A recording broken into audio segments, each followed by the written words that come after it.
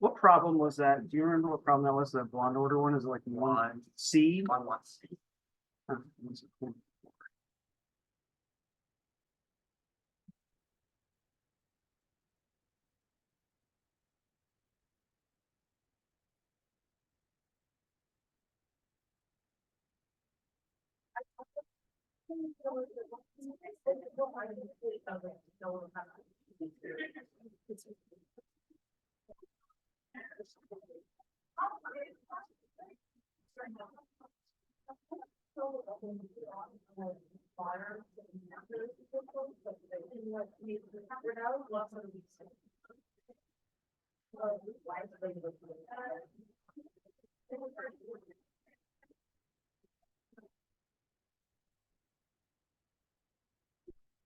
Hey, Gabby.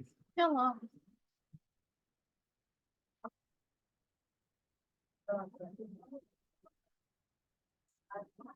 Why is there fire? No idea. What do you do? Must be me. No smoking reefer in the bathroom.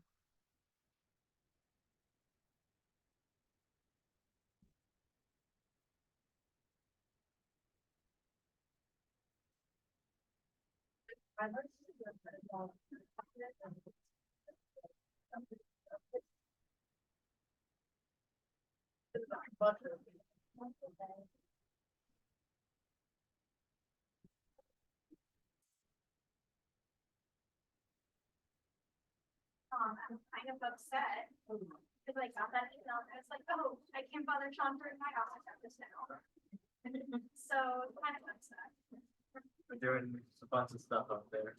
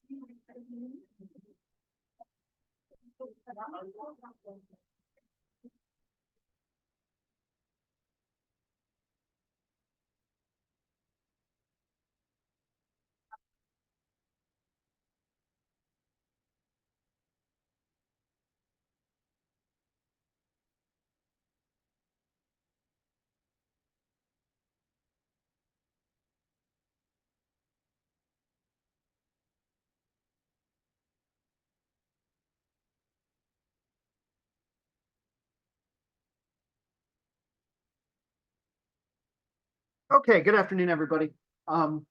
Just two announcements that are already on the board. All the office hours until probably exam week. I may move back to my office. Will be in Buckman 311, the Pinkham Lab.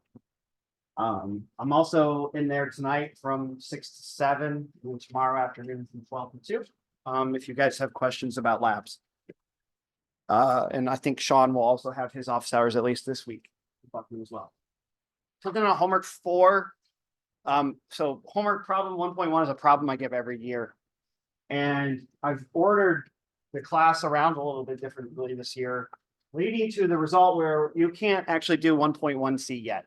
We're going to talk about the concept that 1.1C asked about this week. So you can hold off on it, but I don't really care. So like, if you don't want to, if you can't figure out the problem, you don't want to, you just want to get it done, I'm not going to grade it.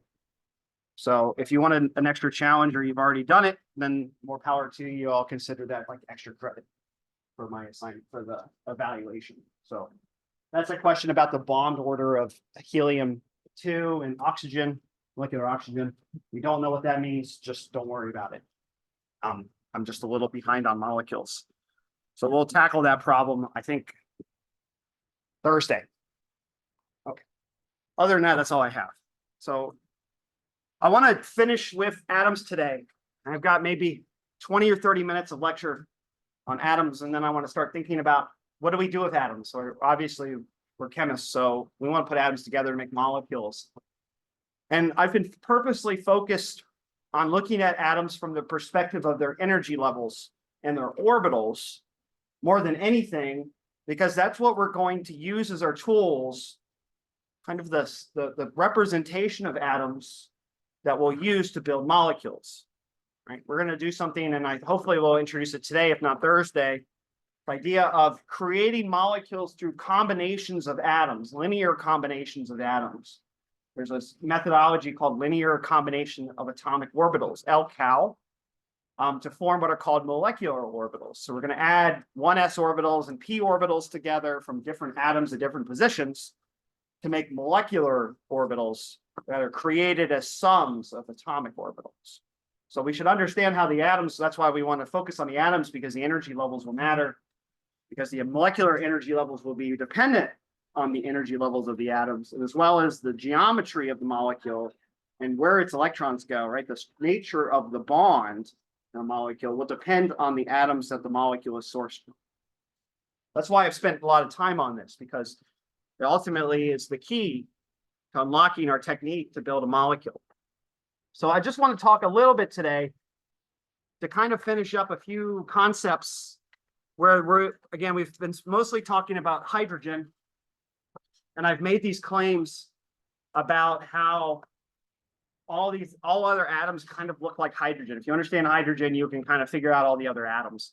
And the reason why is because there's a set of rules that we can come up with that allow us to kind of standardize and create point out patterns in the way that electrons fill orbitals in atoms. Okay, a couple of rules, very simple rules. And I'll give you some examples, and we'll talk a little bit about the trends that we see in atoms, and how electron orbitals form and how we fill orbitals of electrons in atoms. And that'll give us enough information to then start putting atoms together. We don't really have to worry about calculating bigger atoms. We'll let the computer do that for us. So what I want to introduce today is a set of 3 rules. And you've seen these rules before in Gen Chem. They're taught you in a different way. But when you learn electron configurations and how to fill orbitals, you follow certain rules and how you fill the orbitals as you build, as you build valence shells and core shells, as you count the electrons and calculate the configuration, right? Which is just, that's all you do in a periodic table, right? The periodic table is standardizes that methodology. And there's a set of rules that define how we fill electrons and orbitals in atoms. And so you learn that, but you don't learn it in the precise way. And so, in fact, the way that I'm going to teach it to you is still not even the most precise way to do it, but it gives you an extra level of detail that will help rationalize the trends in the periodic table. So these rules are called Hund's rules, named after Hund. And there's different types of Hund's rules. They're all related, different sets of Hund rules. There's what we call the Hund's rules for molecules, Hund rules for atoms. They come from the same source, but they have different consequences, and these are for atoms. So these are for atoms. We won't worry too much about molecules and Hund's rules right now. Hund's rules. All right, so the first one, very quite simple. So for a given electron configuration, right? And what I mean by that is you're filling up your valence shell of your atom, you're putting electrons in orbitals, right? Let's imagine now you're getting into you're starting to fill it up and you're in the threes, the n equals threes. You've got some choices. You can put it in the S, you can put it in the P, you can put it in the D. Which one comes first? So for a given electron configuration,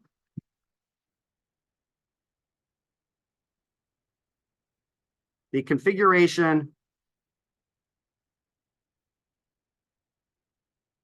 with the term symbol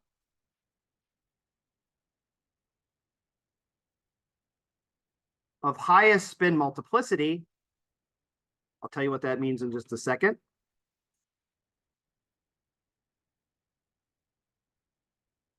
Lies lowest in energy.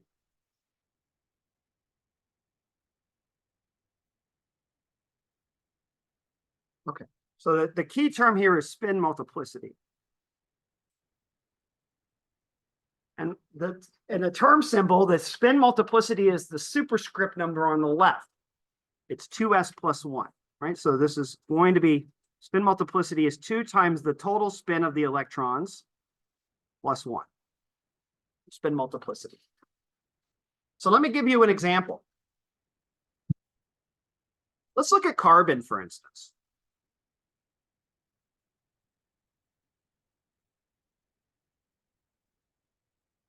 The neutral carbon atom. Okay, so the carbon atom has 6 electrons. And we know that, let's just ignore the core. So let's build the core up. Right, so we know we have 1s2. And we know we fill up 2s2. There's our first 4 electrons. And now we have to find somewhere else to put the other 2 electrons. Right, so I'm going to put the p's, I'm going to separate the p's out like this. And again, it doesn't really matter how you want to call them. So this is, we'll just say this is the -1, 0, and +1 for m sub L, for L equals 1, right? The p's, there are 3 p orbitals, 3 different m sub L's. And so where the question is what's the lowest energy combination of putting these electrons in these orbitals? We have multiple choices, right? We could put 1 electron in 2 of the orbitals, or we could pair them in 1 orbital. So there's 2 choices for how we can fill this remaining system.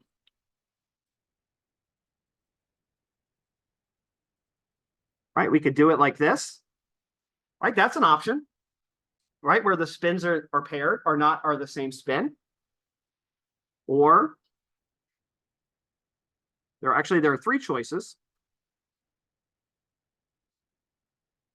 There's also the opportunity that we have mismatched spins split between 2 orbitals. Or we can do the old-fashioned thing, which is just put both of the electrons in 1 orbital like that.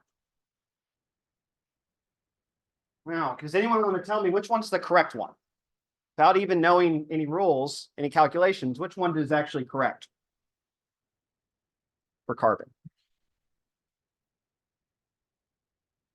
Any ideas? 1, 2, or 3? 1, right? Carbon has 2 unpaired electrons in this valence, right? 2 unpaired electrons in this. All right, well, look at why, for instance, you may ask, well, why not this? Right, it's still got 2 unpaired electrons, but why is that not valid? Right, why is it that carbon doesn't like to pair those spins? Why does it like them to be mismatched? Well, Hund's rule 1 tells us that. It says that the term symbol with highest spin multiplicity, which means the total spin is maximum for all the electrons, is the lowest energy. So let's calculate the term symbols for each of these. So let's do the one on I'll work right to left. Okay, so we have 2 electrons. So the total L is going to be L1 plus L2, which is 1 plus 1. They're both in p orbitals. And of course, that's true for all of these. And the spin here, which is the spin of the first plus the spin of the second, which is 1/2, but the other one is flipped, right? So it's 1/2 minus 1/2, which is 0. Okay, and what is J? Well, J is the sum of L plus S, which is 2. Okay, so the term symbol for this, remember that the term symbol, I'll just rewrite it, is 2s plus 1 Lj, like that. So 2s plus 1 here is 1. We call this a singlet. L is 2, so it's a D state. And J is 2. This is a 1d2 state. Right, so we call this a spin singlet. So the important number for Hund's rule 1 is this number. It's 1. I call this a singlet, right? There's only effectively one combination of spins that you can make out of these electrons, just the paired set, right? So that's why we call it a singlet. There's only one possibility. So let's look at this one. Yes, sir. Where'd you Yes, get ma'am. the B from? I'm sorry. Because L is 2. Okay. Right? L equals 1 is P, L equals 2 is D, Okay. L equals 3 is F. All right, so let's look at the next one. All right, well, the next one, again, L here is 2, S is 0, and J is 2. Okay, so this is also a 1d2 state. All right, so we can't really tell the difference yet between these two because they have the same term symbol, right? So this is interesting. There's an ambiguity here that we'll have to deal with. It's not clear which one of these is more stable than the other. Now, if you remember from way back when you fill electrons, remember the Aufbau principle says that you fill orbitals up separately. You don't fill them 2 at a time, you fill them 1 at a time until they're half filled, and then you fill them up. But we probably think this one's probably lower energy than this one, but we don't have all the rules to determine that yet. So we'll come back to that. But let's look at the final one here, right? The only difference here, again, L is 2 here, but S is 1, right? Because it's 1/2 plus 1/2, which is 1, and J is 3, right? 2 plus 1. So this is a 3D 3 state. And if we notice, the multiplicity of the spin is 3 now. It's called a triplet. It's not hard to find that there's 3 different ways to arrange these spins that are equivalent. You can move the spins around, and there's 3 different ways to do it. That's why it's called a triplet. And Hund's rule 1 says that the configuration of the highest spin multiplicity, the highest spin, it lies lowest in energy, right? So using this rule, we know that these two are higher in energy because they're spin singlets. Right? They're paired. So these are higher in energy by definition. Right? So this is the lowest energy state of carbon, right? By Hund's rule 1. Right? That's why carbon fills its electrons around any atom as it fills its valence, fills it spins paired, or spins in the same spins, adding sequentially through the orbitals. Right? The reason why atoms do that, the Aufbau principle, is precisely due to this rule. The higher the spin, the lower the energy is. And you see this in metals all the time. Metals love to be in high spin states, certain types of metals. Because it can be quite stabilizing to have high spin. And of course, the interesting thing is that this implies things that have net spin are magnetic. But this right here is not a magnetic state. The spins are paired, right? Something that's magnetic has to have a net spin. And so these two states are not magnetic. They're dimagnetic, as we call them. They don't react to a magnetic field. But this one does. That's not too hard to check. You can go look online, but carbon atoms are magnetic for that exact reason. Atomic carbon does react to a magnetic field because it's a triplet. It has unpaired spins. And so even with just a magnetometer, you could prove that carbon has to be in this left state, in the ground state, because it's the only one that responds to a magnet.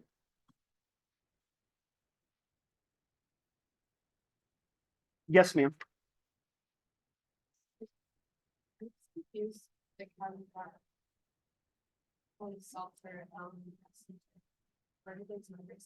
Oh, okay. So the electrons are in p orbitals.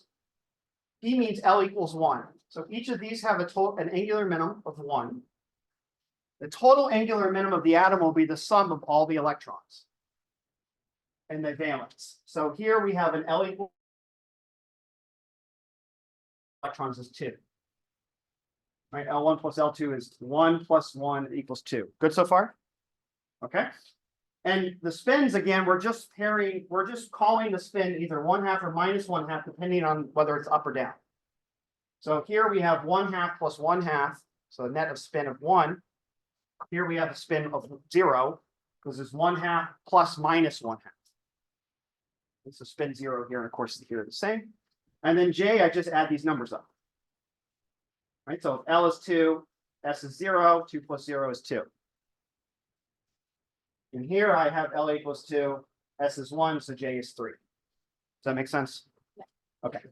And let me just remind you the correlations between the labels. L in symbol. L equals 0 is S, 1 is P, 2 is D, 3 is F. And so on. And then it goes G, H, I, J, K, L, M, N, O, P.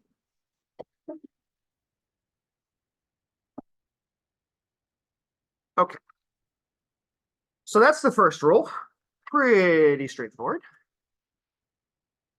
And again, nothing's different from what you learned from general chemistry.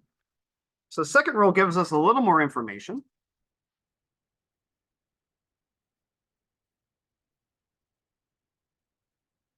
For a given multiplicity, spin multiplicity. So that means same 2s plus 1 value. Where S is the total spin of the atom. The term with the highest value of L lies lowest in energy.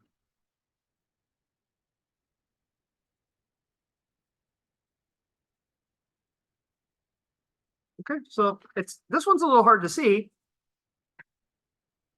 And this one's not always all that obvious, but it becomes important, for instance, in the homework. There's a problem on the homework, I think it's problem 2, something like that, where I give you 2 possible electron configurations for the same atom.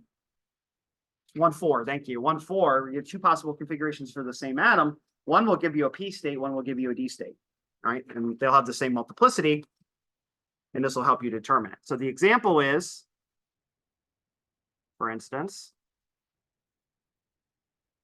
that a singlet D2 state, so this would be, for instance, a state that looks like this.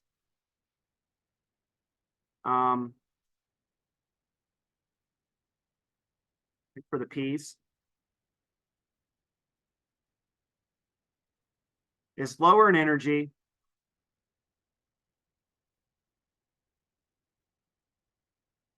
than a 1s0 state.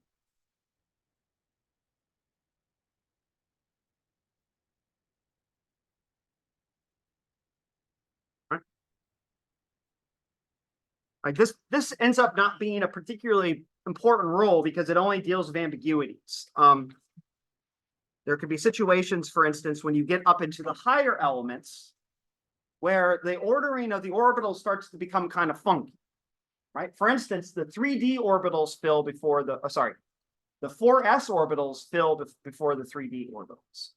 And so in those situations, this rule can start to play a role in terms of electron filling when you start to get the situations where the orbitals start to be similar in energy. So 3D and 4s, for instance, And also the 4Ps and the 5Ds are really the same in energy. And sometimes the 5Ds will fill before the 4Ps because of this rule. And so now the more interesting rule, I think, is this one. And I think this one has a really, really nice, the final rule has a really, really nice interpretation.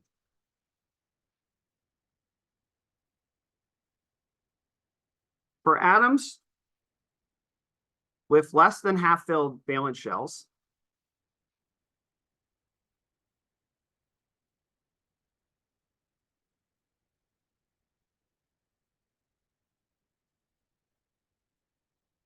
the level or the state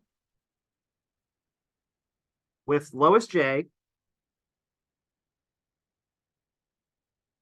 lies lowest in energy. We saw that in hydrogen.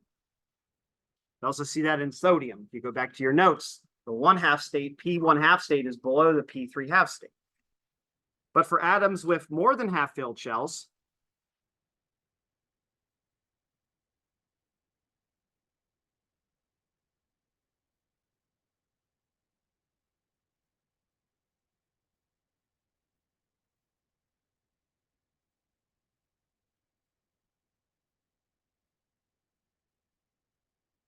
state with highest J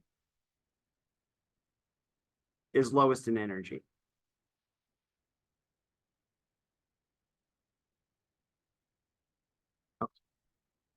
So less than half filled, lower. So basically, if it's less than half filled, the lower the J, the more stable. For more than half filled, higher the J, the more stable.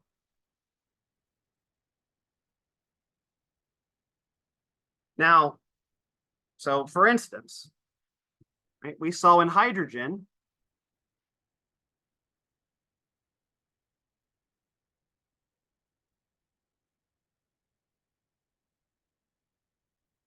the 2p1, and also you calculate this in the homework, the 2p1/2 state is lower than in energy than the 2p3/2 state. We looked at this in quite a bit of detail, right? And this is also true for sodium.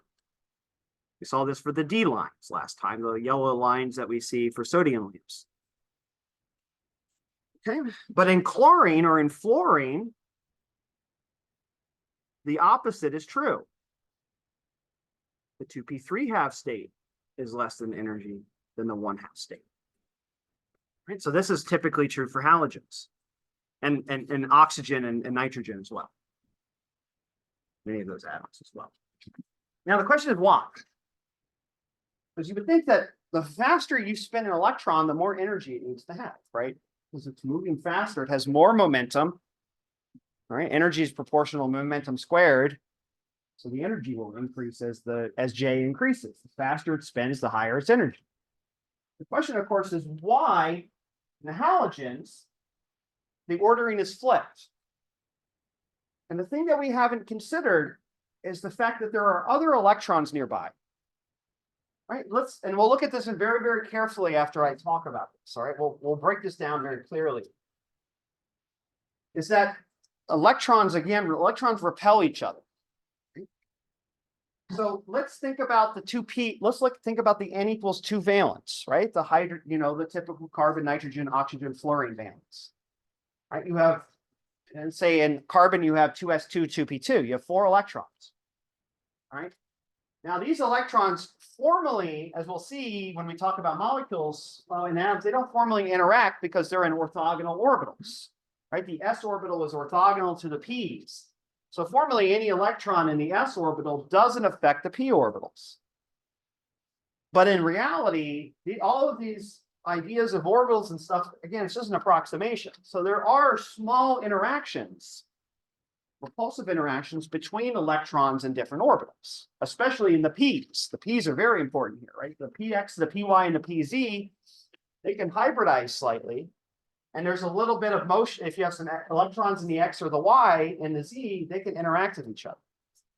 And so they'll repel each other, right? So there's some kind of net repulsion between the electrons and the valence.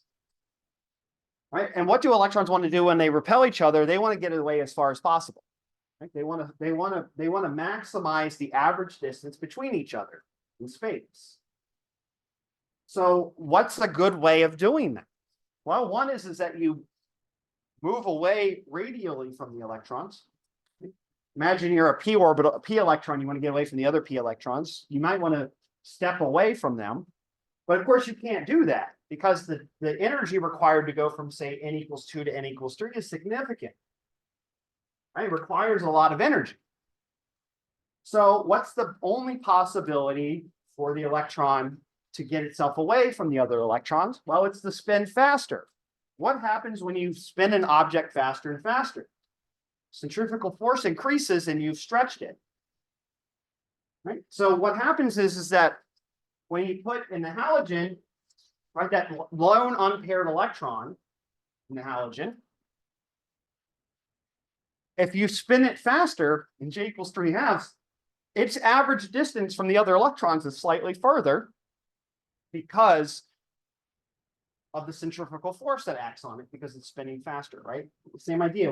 When you spin a spring, the spring stretches. The faster you spin it. Same idea here. Faster the electron spins, the further away from the atom it moves. So in the 3/2 state, the reduction of repulsion outweighs the increase of energy you get from going from 1/2 to 3/2, right? By increasing J by 1. That takes some energy cost. Right? It always takes some more energy to increase your momentum. But you get a negative energy or a stabilization in return that compensates for that because the 3/2 electron will be further away from the other electrons than the 1/2. And so in the valence on the half filled, the more than half filled side of the periodic table, the halogens and carbon and oxygen, particularly oxygen and the halogens, those atoms, and of course the noble gases, those atoms preferentially prefer higher angular momentum states because the compensation from getting away from the other electrons is greater than the energy required to speed them up. Okay, very, very simple explanation. Okay. Here, the thing here is that in these atoms, in small valences, your angular momentum is costly.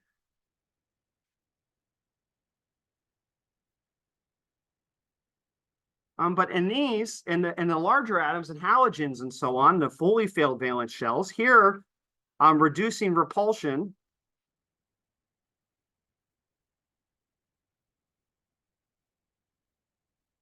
is a more than sufficient refund of energy.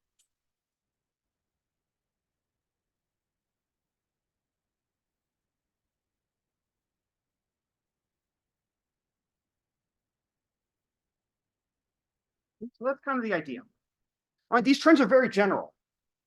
Now, when you get to the middle part, like you ask the question, what happens in the middle, right, where you're half filled? Like say, for instance, carbon. Carbon's a half filled valence. Things can get a little funky. Right? Carbon has a very interesting electronic structure because of this. Question. Yes, For sir. Next to halogen for fluorine, what does that say? Reviewing? Reducing. Reducing repulsion is a more than sufficient refund of energy over the angular momentum. So again, the intermediate points can be a little funky. But again, there's no hard rule for these things. These are just empirical rules that we come up with, that we see from observations. There's always going to be, that's what I'm looking for. There's always going to be exceptions and ambiguities, but these rules generally apply to all atoms, right? All the way down the periodic table, especially on the edges of the periodic table, right? The alkali earths, the halogens, the alkalines, and the oxygen elements, I don't know what you're going to call those, the chalcogens. And they tend to follow these rules very, very effectively. And again, the only thing that will tell us the truth is to go do the spectroscopy. Right? We can do the spectroscopy on any atom we want, and then experiment will tell us exactly the right answer regardless of our rules. These rules tend to work for all the atoms. Right? These three rules combined with one more concept that I'm going to teach next basically justifies electron filling and electron configurations that you learned in Gen Chem all the way, maybe even in high school.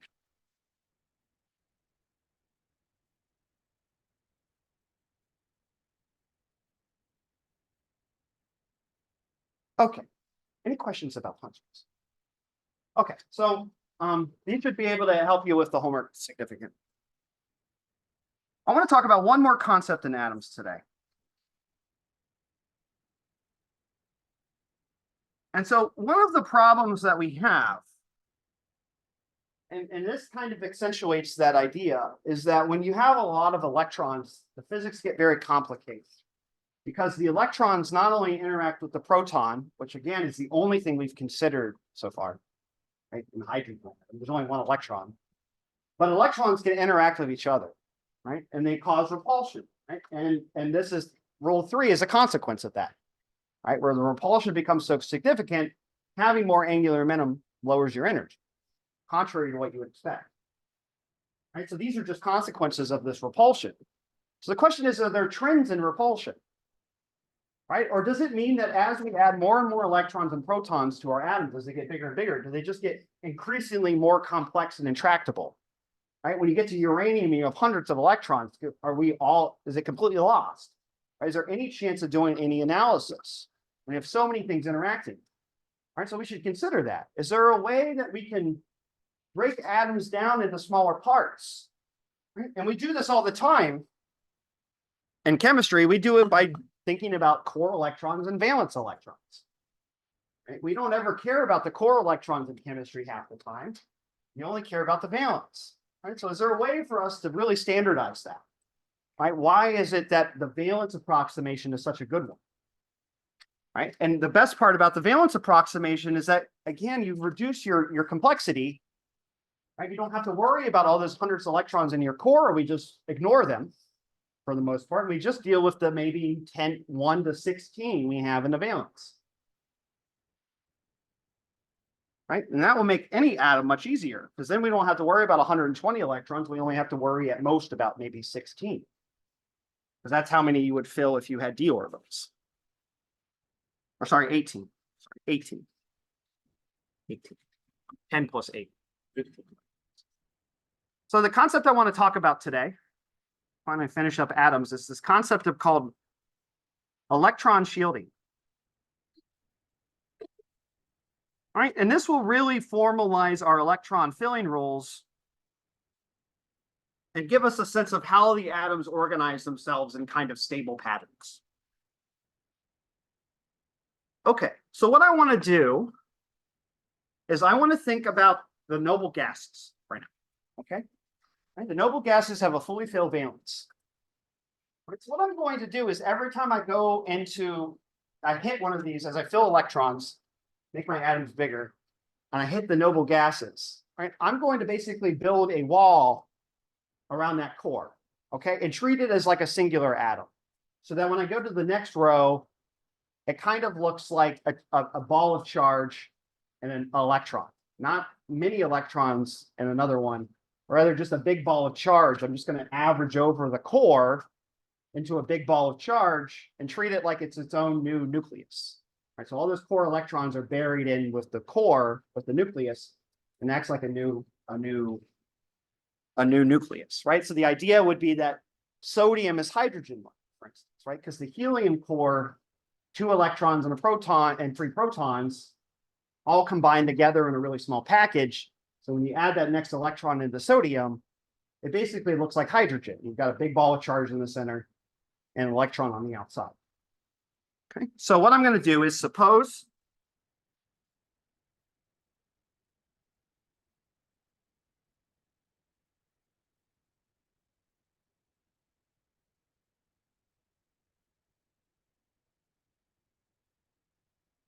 a ball of charge that is atom-like,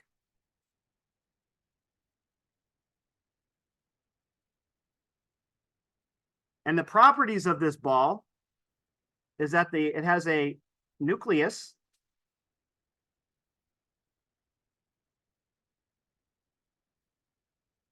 with Z plus charge, where Z is a number. Okay, so for helium, it'd be 2. So Z protons. That's a Z, not a 2. Z protons. And then the nucleus is surrounded by Z minus 1 electrons.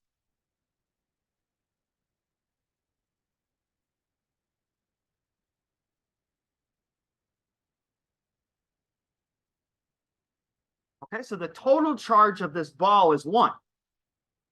Right? Total charge will be Z minus Z plus 1. Right? The total charge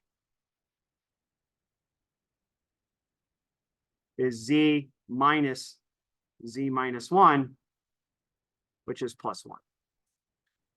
Okay. So again, what the idea is that this ball of charge looks like a hydrogen nucleus, right? It's just a ball of charge that has net charge plus 1. Okay, so I'm going to draw this ball like this. Just going to draw a little circle.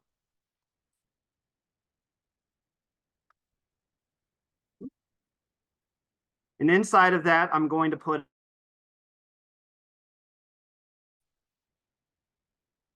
nucleus. Right, and then inside of the shell are Z minus 1 electrons. Right, so there's some electrons in here, which has Z minus 1 negative charge. Okay, some electrons in it. Okay. And then what I'm going to do is I'm going to give it a radius, right? So we're going to call this like it has some size. All right, I don't know what the size is. Let's just say there's a size. All right, so we're going to call this the radius of this R0 of this ball of charge. Okay, so I've got this ball of charge that's got some length scale R0, Z plus, Z of protons in the middle and Z minus 1 electrons inside of the ball. All right, what I'm going to do is I'm going to place an electron, right? I'm going to add an electron to my atom anyway. All right, so I'm going to try it in 2 different places. We have 2 options to where we put the new electron. We can put it outside of this ball, right, and have it orbit the ball as if the ball were like a proton, right? Its own nucleus. Or we could put it inside. Nothing stopping us from doing that. Right? We can either place it inside the ball or outside the ball. Right, so we'll put this little, what we call a test charge, just a little test charge. So we can either put it here, or we can put it here. Right, so we have 2 options for distances. We can either, well, I'll rewrite it so this matches. Right, we can either put it there or there. Okay. And of course, we can put it anywhere in the ball, but we'll just, the 2 places we care about is whether it's below, past or R0 or before R0. Okay, so let's first look at the easy case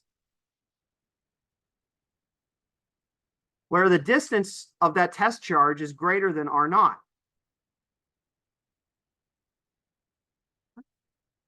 The question, of course, now is what does the test charge feel at this distance? Well, when you're standing here as an electron and you look down, what do you see? I feel the attraction to some ball that has charge plus 1. Right? Outside of this ball, there is no charge. Right? All the charge is contained inside the ball. And so when you're outside the ball, all you see is the ball, and the ball has net charge 1. Right? So outside of this region, charge feels an attraction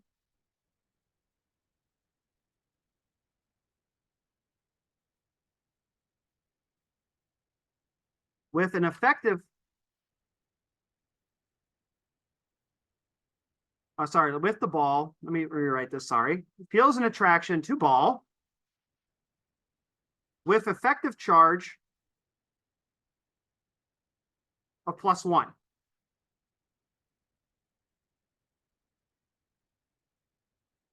Right. Outside of the ball, it just looks like a ball. Okay, just looks like a big ass nucleus, really fat proton. So the electron orbits this like a normal hydrogen atom, right? When R is greater than R0, it's just a hydrogen atom. It's got a big positive charge and a negative charge on the outside. So what happens when we move the electron into this region, into the ball? Right. Well, now when the electron is inside the ball, again, this is 1 and this is 2. When R is less than R0, the electron the test charge, the test electron now is in the same region as the kind of the interior of the ball, where there are other electrons, right? When it's inside the ball, it feels the charge of the electrons nearby it and repelled by them. And it also feels the Z plus charge in the center. Right? The electrons around here act as if the atom is charged Z plus, right? It's period atomic number Z. And so this electron will act the same way. Right? So the inside the charge feels a much larger positive charge.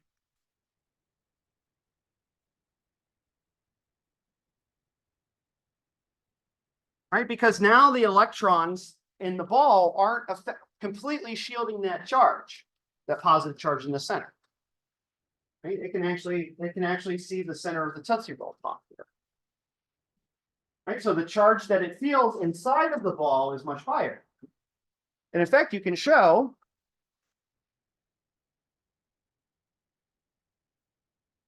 that the effective charge that it feels,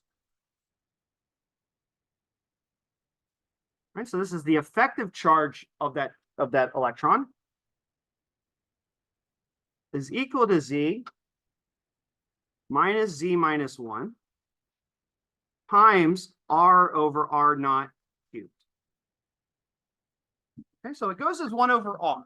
Right? So as the atom gets closer and closer and closer to the center, the charge that it feels gets closer and closer to Z. Right? So once the electron is kind of in the core region, and again, we're just ignoring orbitals here. This is just normal electrostatics. Right? So I'm not going to worry about electrons only in two electrons per orbital. I'm not going to worry about any of this. This is classic. The idea is that as the atom penetrates closer and closer to the nucleus at the center of this Tootsie Roll Pop, the effective charge it feels is greater. And eventually, once it gets to the center of it, it feels Z. Right? It feels the full charge of the nucleus. So what happens that means, so if I plot this, so if I plot as a function of R, the effective charge that the atom sees, when the atom is far away, it's going to feel a charge of +1. And then the maximum it's going to feel is Z. And so we know the function starts here at Z. And then the asymptote of the function, which is at R naught, is flat. Like this, right? At all distances greater than R naught, it just feels a charge of 1. And this function goes as R squared. Down there, the first blue line. Yeah. Yeah. And actually, I'm going to adjust it because I didn't draw this right. So I'm just going to extend this straight line here and move R naught. So R naught happens right at this inflection point, this cusp. All right. So what this means is that for every atom,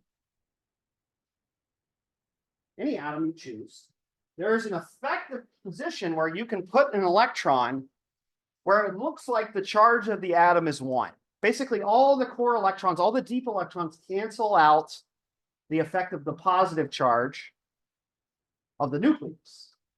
And so then at sufficiently far enough distances to an electron, every atom looks like hydrogen. So this is hydrogen-like, if you would say. Maybe that's a reasonable thing to say here. Hydrogen-like. Right? And these are core electron-like regions.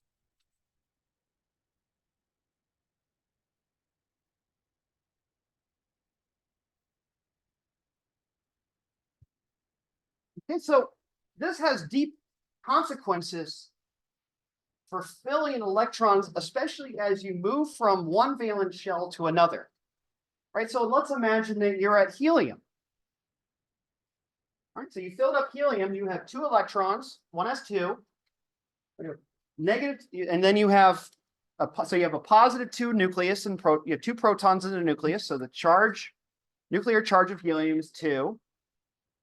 there are 2 electrons in helium, 1s2, so the net charge is 0. Right? And so when you go to sodium, or sorry, not sodium, lithium, the next atom, right? You've added an electron, right, into the next valence shell, into the 2s. That electron, if you look at the spectroscopy of lithium, it looks very, very similar to hydrogen. And why is that? Because the new valence electron in the 2s orbital in lithium, that lone electron, is in a valence shell by itself. And those core electrons are deeply buried near the protons. Right, so this shell right here in lithium is the core valence, the core part of the electron, right? This thing for lithium is the 3 protons in the middle and the 2 electrons, the 1s2 shell. Right, so this is the core, and then when you add that first valence electron, it goes outside of that shell, effectively. And so the charge that that electron feels in lithium is effectively very close to 1. It's not exactly 1, but it's very close to 1. It does not feel a charge of +3. It feels a charge of around 1.2. And so that means that lithium's electron, valence electron, acts very, very similarly to hydrogen. Go down the next one, right? Go to sodium, same thing. Sodium's atomic spectra look very, very similar to hydrogen's because the 1s and the 2 valence is completely filled in sodium.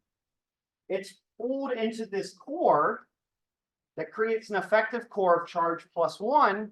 Then when you add the first 3s electron in sodium, it basically looks like an electron plus a big particle, charged particle that is charged with +1, like a fat proton. And so sodium also has very hydrogen-like energy levels and energies and orbitals and things like that, because again, effectively, it's like an effective charge interaction between an electron and a positive charge, single positive. What does that say? Core electron? Core and electron alike. Right, so electrons field charges, high charges near in the core, and then the electrons act like hydrogen-like electrons outside of the core. I'm sorry. What was that again? Core electron like? Yeah. Oh, okay. Yeah, core electron-like. Oh, Yeah. okay. So the deep electrons act like core ones, where they feel the strong charge of the nucleus, and then the ones on the outside, the valence shell, act more. They only see an effective charge of +1. Can you scroll up? Yes, of course. I know you're catching up a bit. So this concept is called shielding, electron shielding. What has happened? Again, let's think about this as helium. Let me just write that here. So this is helium atoms, or sorry, this is lithium. This is the lithium atom. This is 3 protons and a 1s2 core shell. And this electron is the 2s1 electron in lithium.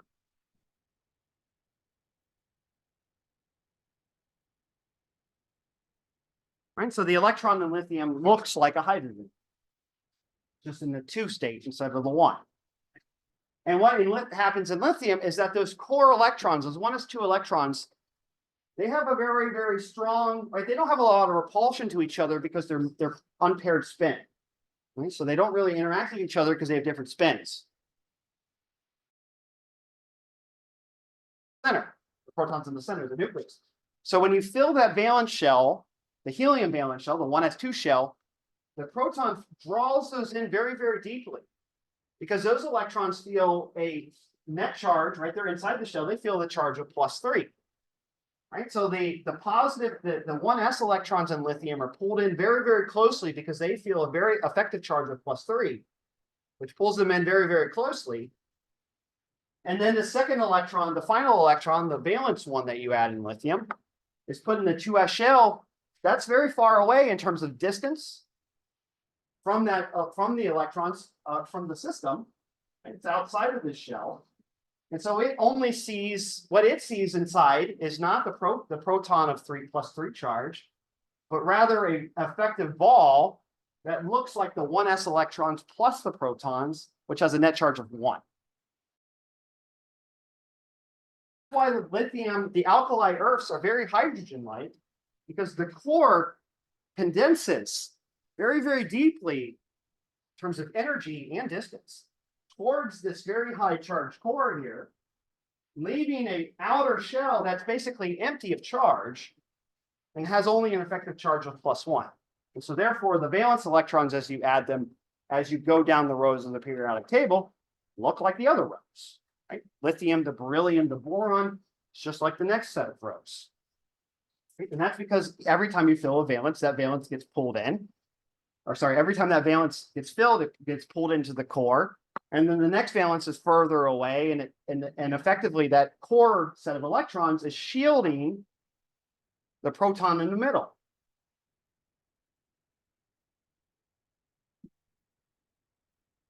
So let's look at the consequences of this very briefly. So what are the implications of this?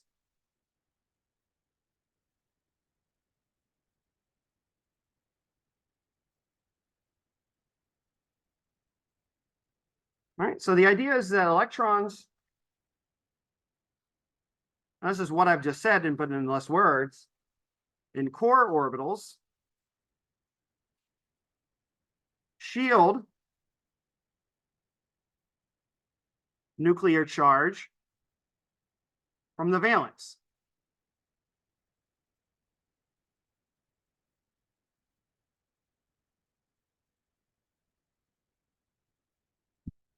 Let's make it a little bit deeper.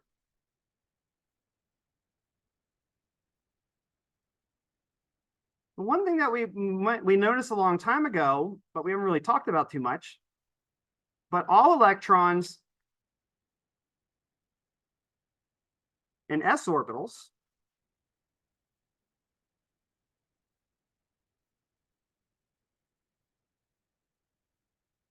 have probability amplitude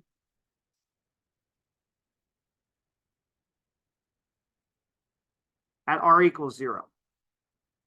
Okay, and the reason why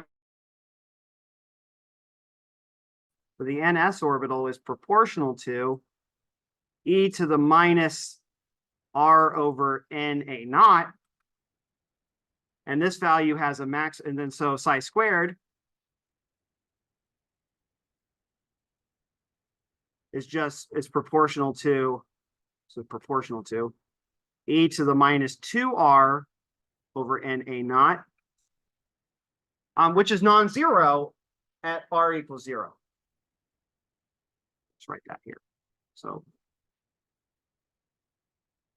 psi squared at r equals 0 is proportional to 1, right? Because e to the minus 0 is 1. And it's on the order of 1, right? So there's some probability for the electron to actually penetrate the core in an s orbit. So what that means is that so s electrons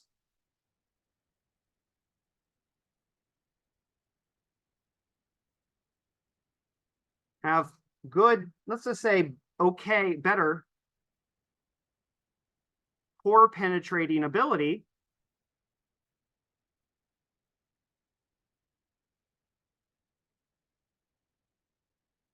than the higher orbitals, than orbitals with L greater than 0.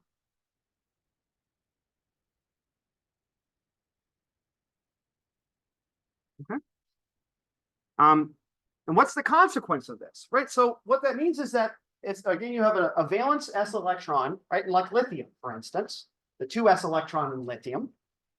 Again, it's way out there, but the probability amplitude as a function of radius allows it to penetrate the core, because it doesn't have any centrifugal force. Remember, the faster it spins, the more it wants to stretch away from the proton, right? Due to the centrifugal forces.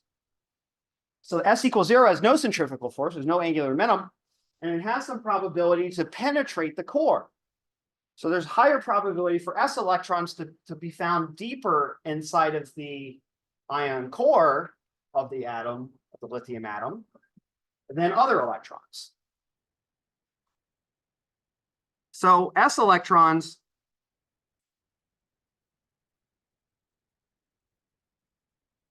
feel a more significant effective charge, nuclear charge, than other electrons.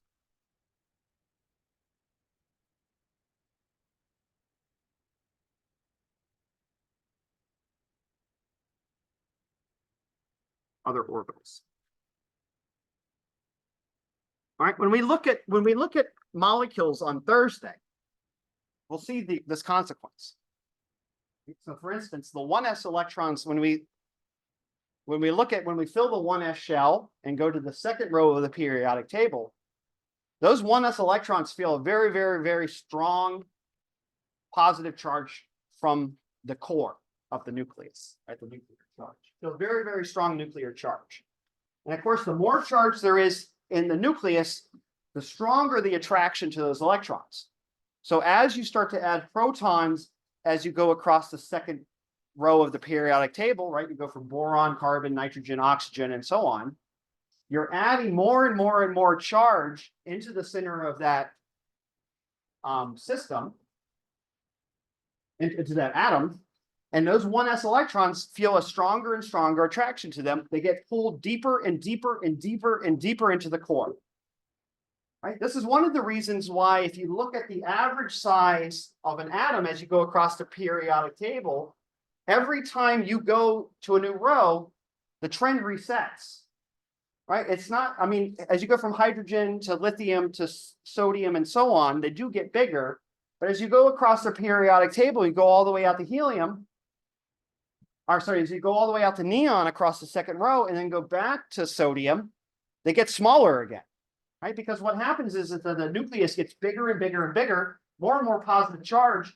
It pulls those core electrons in closer and closer and closer together and makes the atom more compact. So ultimately, the valence determines the size, the effective size of the atom.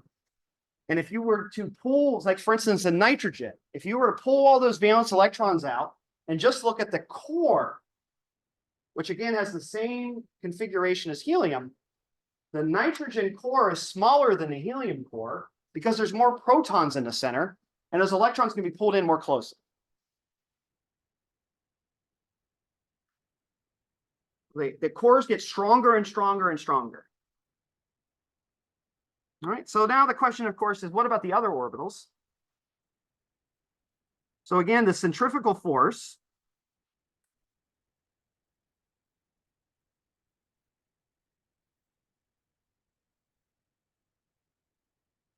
in the L greater than 0 orbitals, so P and D, for instance,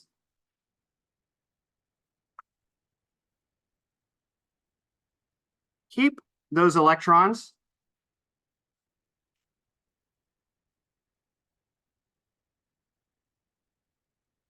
far outside the core. So they see an effective charge, nuclear charge, of about 1, which means they're hydrogenic. They're hydrogen-like.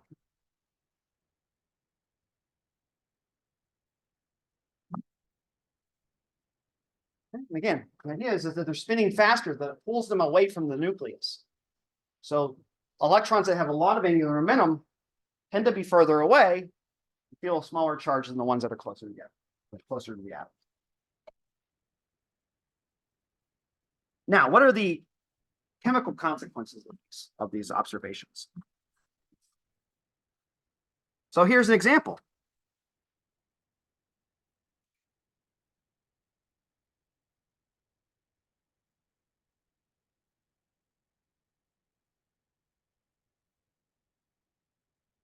So let's look at argon to potassium.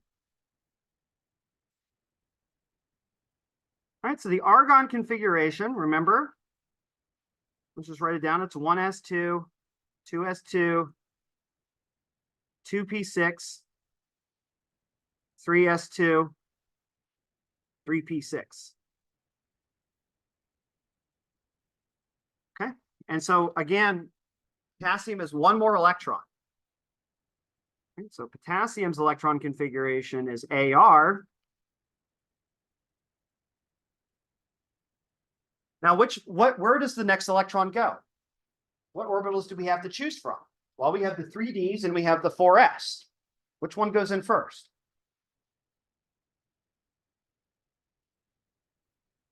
Do we start filling the d orbitals in the alkalis?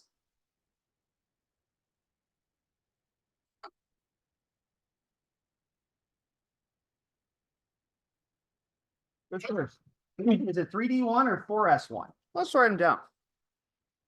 4s1, right? The alkalis always have an unpaired s electron.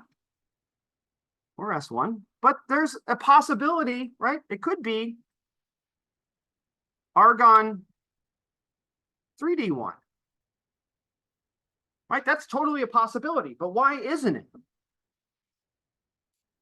Well, the 4s electron, right? What's the difference between these two due to shielding? Right? The 4s electron, so the effective charge that the 4s electron sees, right? Because it can penetrate more deeply, is greater than the charge that the 3p feels.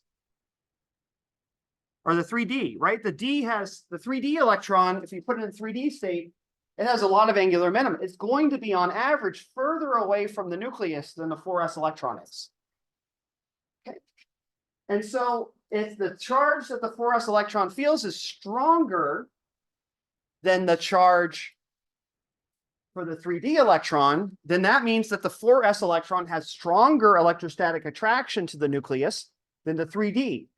So another way to write this is to say that the potential energy that the 4s electron feels is less than the potential energy that the 3p electron feels, right? Because the potential is negative. It's an attractive potential. So the more negative it is, the stronger it is.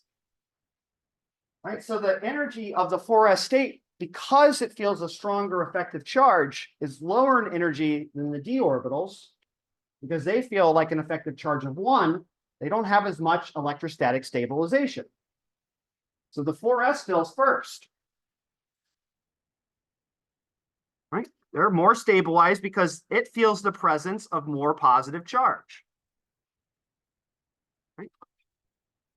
Remember, electrons like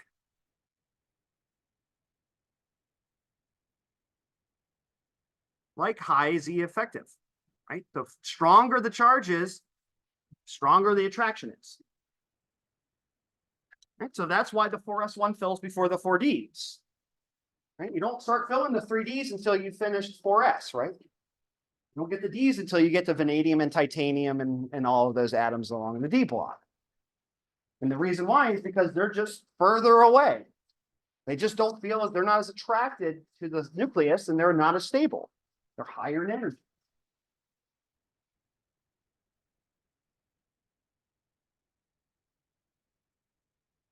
I have another example that I think is quite interesting.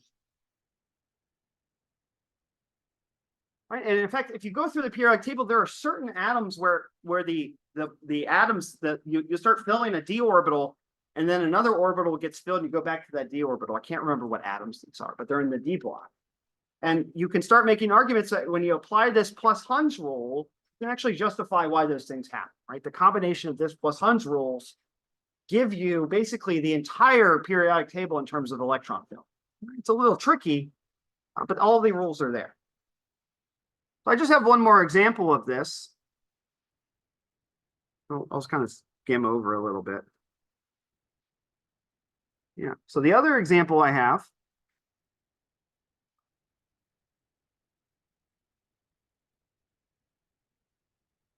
is scandium. So scandium has an electron configuration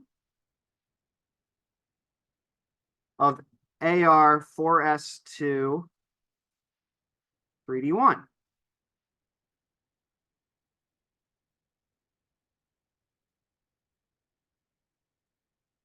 Right, now the question is which electron gets removed in scandium plus 1? Right, what's the configuration?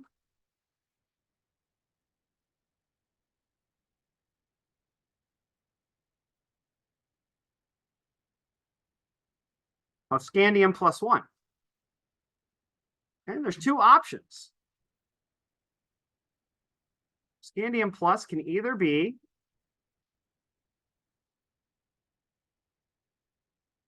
AR4S2, 3D0, or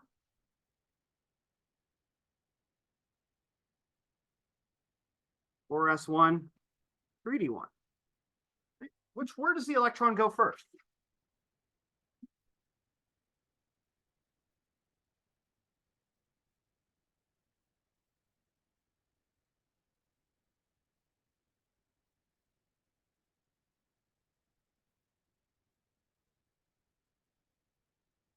So the way to think about this is actually is somewhat it's somewhat a little tricky.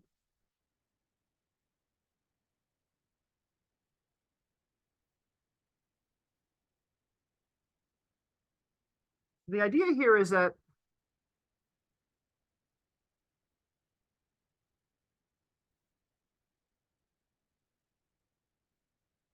the 3D1 electron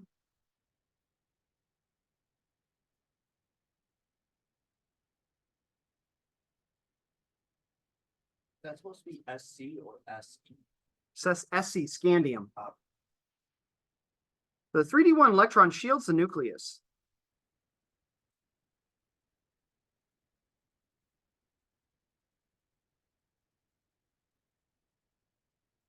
Okay, so what that means is that the 4s electron sees a reduced Z effective in scandium compared to calcium, which is the next atom before it, which is argon 4s2.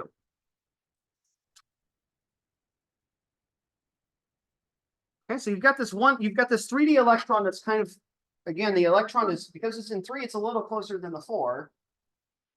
Closer than the 4. So the 4s electrons are shielded by the 3D electron. Okay, so the 4s1 electron, so the 4s electrons now, because of the presence of this 3D electron, actually see a smaller charge, effective charge, because the 3D electron is, again, slightly deeper in the core compared to the 4s. And it also has, so this electron effectively cancels out the argon core a little bit. So 4s sees a reduced Z effective in scandium compared to calcium, which implies that the 4s electron is destabilized in scandium relative to calcium. Right? The electron feels a smaller effective charge of the nucleus, so it's not as strongly bound to the nucleus as if it were if you didn't have a 3D electron. Right? Because the 3D electron effectively is hiding some of that nuclear charge from the 4s valence. So what happens now is that therefore the scandium plus lowest energy configuration, so the ionization of Sc to Sc plus, ejects a 4s electron.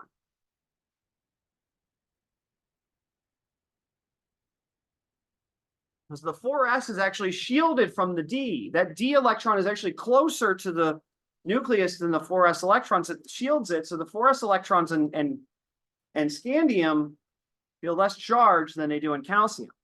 So scandium to Sc plus injects a 4s electron, and so the configuration of Sc plus is argon 4s1 3D.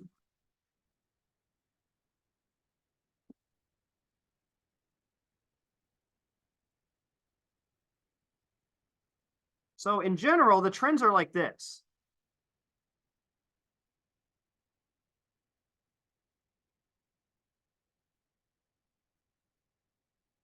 So NS orbitals that means N means 1, 2, 3, 4, 5, you know, and so on, are good shielders.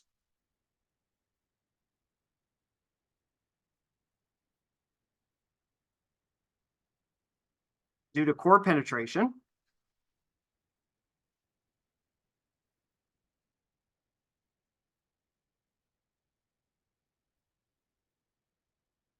And in general,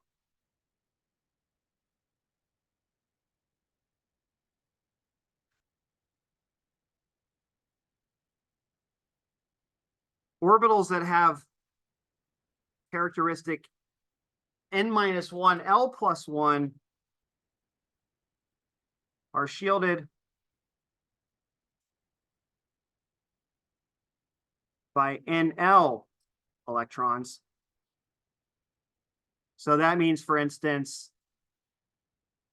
sorry, let me start that again. So that means that 3p, L+2, sorry, L+2, 3d electrons shield 4s. We could just do L+1. It could be either one. So 3d electrons shield 4s. 3p's. Oh, let me start that over again. Sorry. 4s. 3d electrons shield 4s. Let me make sure I get the math right here. So 4p would be, yeah, so 4p's shielded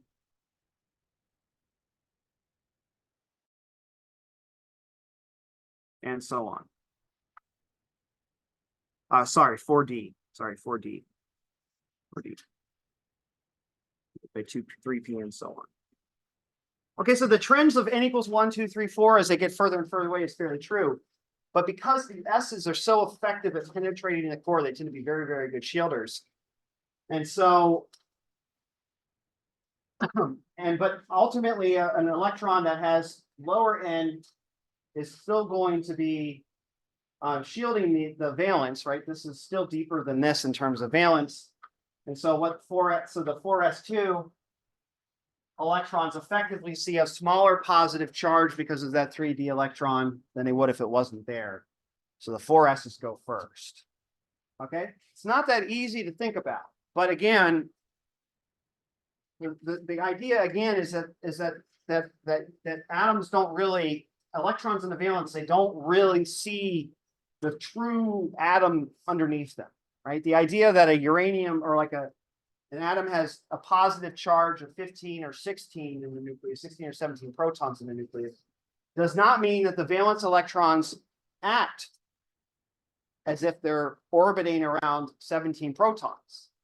In general, if they're P's and stuff, they act as if they're orbiting 1 proton, a very, very large proton.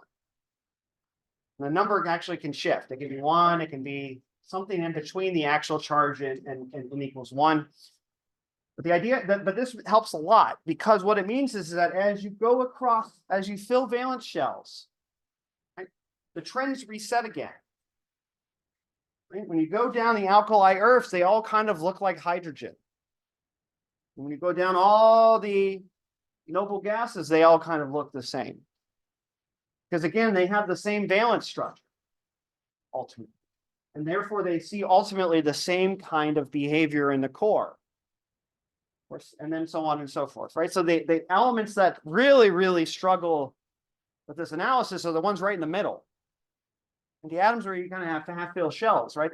They say copper, things like copper, gold, platinum, titanium, some of the lanthanides, things like neodymium. What are some other atoms in that region? Titanium, ruthenium, rhodium. These are atoms that we typically use as catalysts. And there's a good reason why we use them as catalysts, because they have very labile electrons. They love to move electrons around because quite a few of their electrons are, their valence electrons, there's tons of them. So there's lots of spin, lots of possible oxidation states. You have all these electrons in the valence, and they're all very, very effectively shielded from the core. So they're not particularly strongly bound, like the d electrons in the d block, for instance, right? That's why metal atoms are so effective as catalysts because they're just promiscuous with their electrons. They don't really care. They're so weakly bound and there's so many of them that they're free to share and free to grab them. If they'll grab an electron from they'll give you an electron. Right? It doesn't really matter. And the reason why is because these electrons in that valence are so heavily shielded and they're so far away because they're all in d orbitals. They have so much angular momentum. They're really, really far away from that core. They effectively look like an electron connected to a hydrogen atom. And so they're just easy to pluck off and add. Right? And that's why the D block is so reactive because of the shielding effect. Right? And so once you get to, 5 or 6 or 7 valence electrons in the D, you have all of these electrons that just want to get the hell away from each other because they're repelling each other. And they're not particularly well stabilized by a highly shielded core. So the effective charge, the attractive they feel is very weak. And they have a lot of repulsion because of all the other electrons in the other d orbitals. And that causes them to just scatter. Basically, you cough at a metal atom and it takes an electron. Right? Precisely due to shielding. Okay, so that'll put us in good position on Thursday to start molecules. Right? So we're going to take these orbitals together and put them into molecules and do things a little more qualitatively than we have in the past. So we'll learn what's called molecular orbital theory starting on Thursday. And we'll do molecular orbital theory till the end of class. Okay, so have a good one.